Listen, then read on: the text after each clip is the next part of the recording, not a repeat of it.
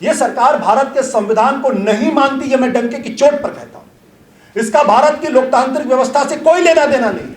इसलिए अभी भारत की संवैधानिक व्यवस्था में काम कर रही है, क्योंकि अभी तक इनके पास इतनी ताकत नहीं आई है कि इस संविधान को बदल के अपने हिंदू राष्ट्र को स्थापित कर सके। जिस दिन इनके पास ये ताकत आ जाएगी, उस दिन एक क्षण के लिए भी ये सोचेंगे नहीं। तो जो लोग हम सोचते हैं कि मीडिया स्वतंत्र होगा, मीडिया सवाल ही नहीं उठता स्वतंत्र होगा, जुडिशरी स्वतंत्र होगी सवाल ही नहीं उठता, कैग होगा सवाल ही नहीं उठता। कोई भी इस व्यवस्था के अंदर जो भी आदमी हिंदू राष्ट्र बनाने की दिशा में काम नहीं करेगा या उस पर हिस्सा नहीं लेगा, वो या तो सिस्टम से बाहर कर दिया जाएगा या फिर वो मार्जिनलाइज्ड हो जाएगा। हमको लगता है कि हम तो एक चुनाव लड़ रहे हैं, वो हम चुनाव लड़ रहे हैं, वो युद्ध लड़ रहे हैं, तो कंटिन्यूअसली वॉर मोड में रहता है। ये जो सांप्रदायिकता, आप सुन के हैरान आप हो गए होंगे जब आपने शुभेंदु अधिकारी को सुना पोलिंग बूथ के सामने, अरे हिंदू खतरे में, हिंदू सब सामने आओ, हिंदू सब सामने आओ, हिंदू सब सामने आओ। कि दरअसल ये चुनाव इस देश की राजनीति में एक प्रयोगशाला के तौर पर बंगाल का इस्तेमाल किया जा रहा है, एक प्रयोगशाला, इट्स अ लेबोरेटरी। और अगर इस प्रयोग में कामयाब हो गए तो ये देश के लोकतंत्र और संवैधानिक व्यवस्था के लिए एक बहुत खतरे की बात होगी। और एक बात और हमें समझना चाहिए कि जब कोई विचारधारा हो, तो मैं सांप्रदायिकता के संदर्भ में क्यों ये बात कर रहा हूं, मुझे नहीं लगता मुझे एक्सप्लेन करने की जरूरत है कि सांप्रदायिकता क्या है, इसको एक्सप्लेन करने की जरूरत नहीं है।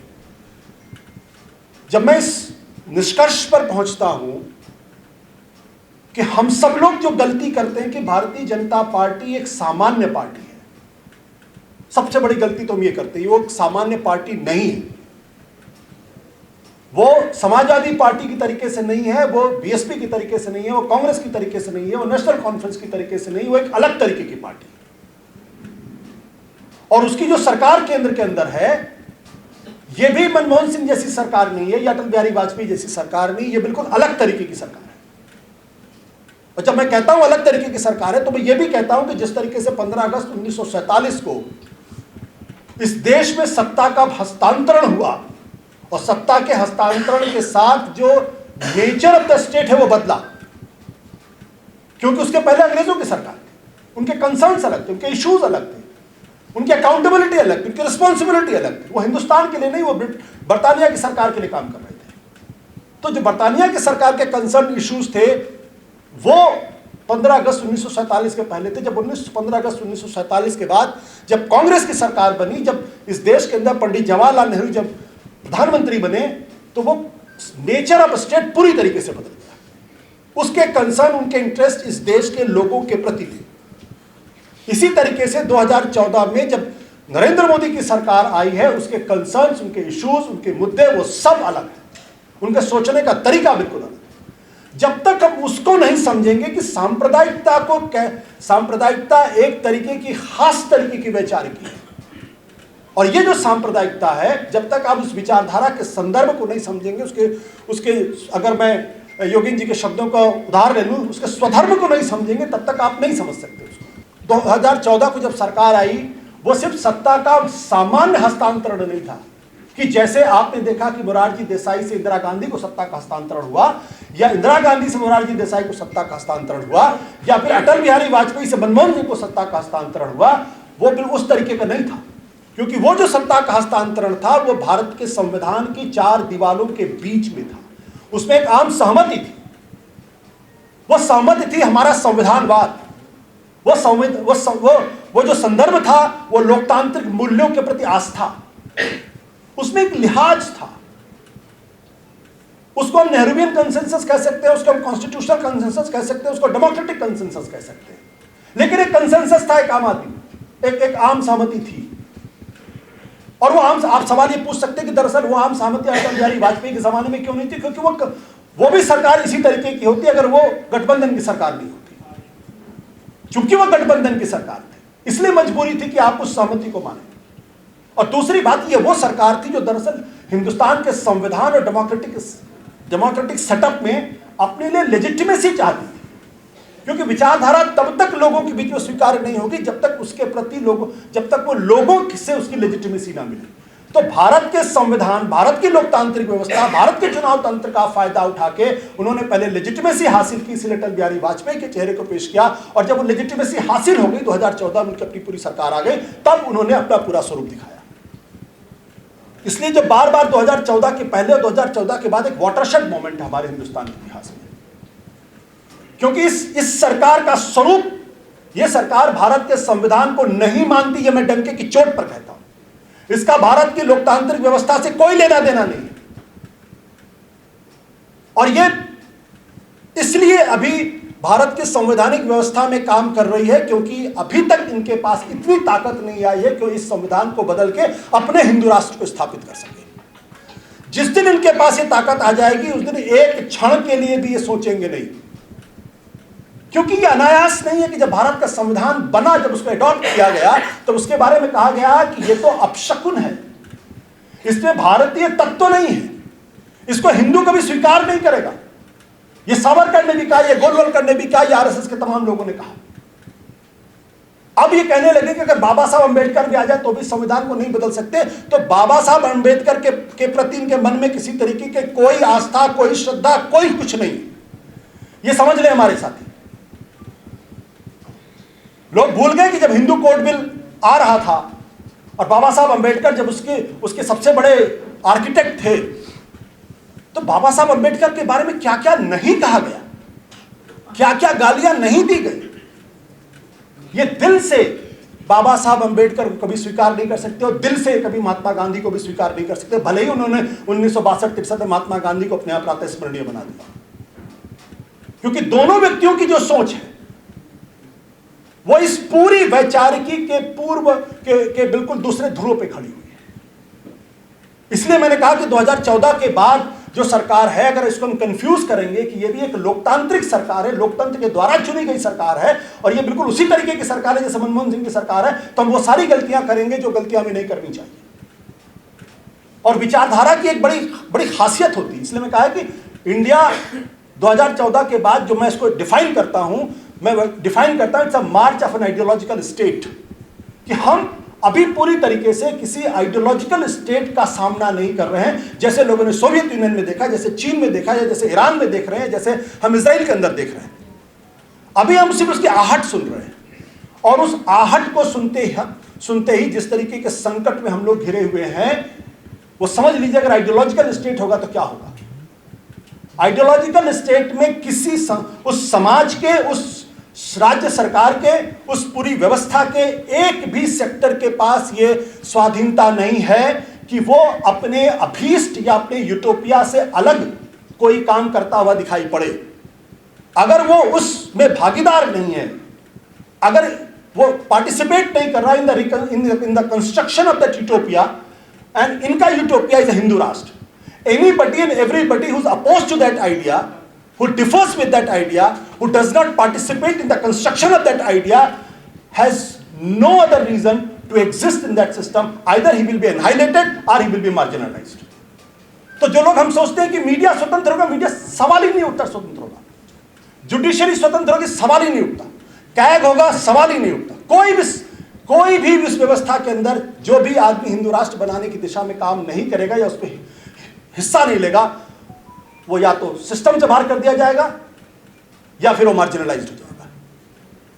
तो जो कुछ भी स्वरूप हम आज इस वक्त देख रहे हैं संस्थाओं का, उस पर हमें हैरानी होती है।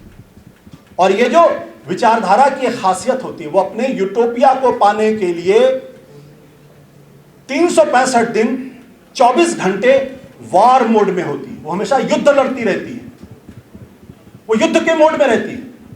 हमको लगता है कि हम तो एक चुनाव लड़ रहे हैं, वो हम चुनाव लड़ रहे हैं, वो युद्ध लड़ रहे हैं, क्योंकि ये अनायास नहीं है कि जब वो हिस्ट्री की परिभाषा करते हैं तो हिस्ट्री के बारे में वो कहते हैं कि 1200 साल से हम एक अनवरत युद्ध में फंसे हुए हैं और ये युद्ध हिंदू हारते हुए अफोर्ड नहीं कर सकता, come what may he has to win. और हिटलर ने जो बात अपनी किताब में लिखी थी इंटरनल एनिमीज को लेके, जो बात गोलवलकर ने भी अपनी किताब में इंटरनल एनिमीज के बारे में बातचीत की है, उसको थोड़ा सा परिष्कार करके मोहन भागवत कहते हैं कि ये इंटरनल वीकनेसेस हैं। वो वीकनेस शब्द का मतलब आप भी जानते हैं, एंड इस वीकनेस को हमें दूर करना है। जो वीकनेस दूर करना है वो मॉब लिंचिंग है। नाम नहीं ले रहे हैं, लेकिन थोड़े समझदार हो गए। अब वो चूंकि 3 बार इनके ऊपर वो प्रतिबंध लग चुका है। जब कोई भी संगठन प्रतिबंधित होता है तो वो जो लिविंग टेक्स्ट होता है वो नहीं छोड़ता। आप कोई भी अंडरग्राउंड संगठन के बारे में आप देख लो, कभी लिविंग टेक्स्ट छोड़ेगा नहीं। जो पड़ा हुआ है वो पड़ा हुआ, बाकी अब उसको भी वो कहीं विड्रॉ करने के फॉर्म में, तो कंटिन्यूअसली वॉर मोड में रहता है। ये जो सांप्रदायिकता, आप सुन के हैरान आप हो गए होंगे जब आपने शुभेंदु अधिकारी को सुना पोलिंग बूथ के सामने, अरे हिंदू खतरे में, हिंदू सब सामने आओ, हिंदू सब सामने आओ, हिंदू सब सामने आओ। कोई और वक्त होता तो शुभेंदु अधिकारी के वोटिंग राइट सीज कर लिए गए होते और 6 साल तक चुनाव नहीं लड़ सकते। लेकिन हमारे जो महान सीसी साहब हैं, जब कोई मोदी जी को टेररिस्ट कहता है तो उस पर नोटिस भेज देते हैं। जब कोई वहां खुलेआम धर्म के आधार पर वोट मांगता है, नफरत फैलाता है तो उनको ध्यान नहीं पड़ता। तो अगर आप ये सोच रहे हैं कि आज के जमाने में सीसी या इलेक्शन कमीशन आजाद है ना, वो उसी कर्म में जुटे हुए हैं। उनको हिंदू राष्ट्र दिखाई पड़ रहा है और वो हिंदू राष्ट्र को ही बनाने की दिशा में। और वो हिंदू राष्ट्र कब आएगा? जब आप उनको पता चल गया कि अगर आप सत्ता में आ जाते हैं तो अपनी विचारधारा, अपनी वैचारिकी और अपनी सांप्रदायिकता को कैसे और किस तरीके से फैला सकते हैं। और इतिहास में पहली बार ऐसा नहीं हो रहा। 2014 के पहले वो तमाम लोग जिनको शर्म आती थी अपने आप को बताने के लिए मैं फला संगठन से जुड़ा हुआ हूं, आज चौड़े के साथ कहते। और हमारे अपने घरों के अंदर हम उनको पहचान नहीं पाते, क्या ये वही व्यक्ति था? हमारे परिवार में ऐसे लोग जिनको हम पहचान नहीं पाते, कौन सी भाषा बोल रहे हैं ये लोग, और पढ़े लिखे लोग हैं। तो ये जो इसको हमें समझना पड़ेगा। और दूसरी बात मुझे लगता है जो बहुत इंपॉर्टेंट बात है, कोई भी विचारधारा, कोई भी आइडियोलॉजिकल स्टेट हो, कोई भी आइडियोलॉजी हो, वो उस प्रोपेगेंडा उसका इंटीग्रल पार्ट है।